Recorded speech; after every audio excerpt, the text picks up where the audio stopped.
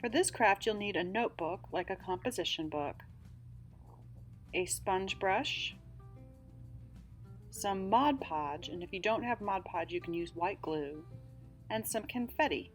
You can make your own or you can buy confetti. This craft is pretty simple, but it takes patience to complete. I'm going to take my notebook and just a little corner of it I'm going to cover with my Mod Podge. And if you don't have Mod Podge, again, you can just use white school glue. And then I'm going to sprinkle my confetti on top of where my adhesive is until that entire spot is covered.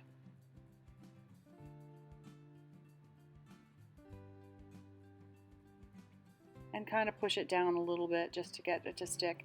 And then I'm going to pick up my book and kind of tap it and get the excess confetti off.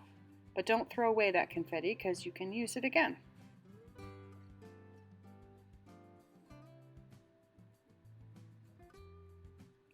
And then basically I just repeat that process until my entire notebook is covered.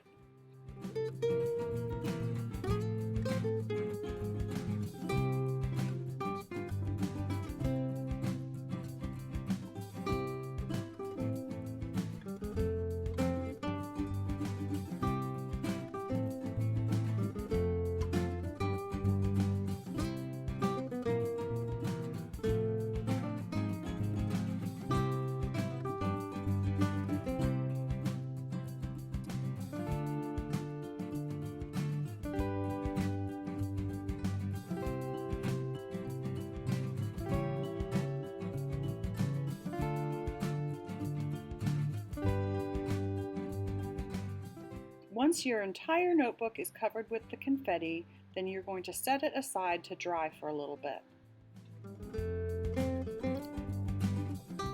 After my Mod Podge or glue is dry, I'm going to take some more and lightly tap it over the whole cover of the notebook, over all that confetti.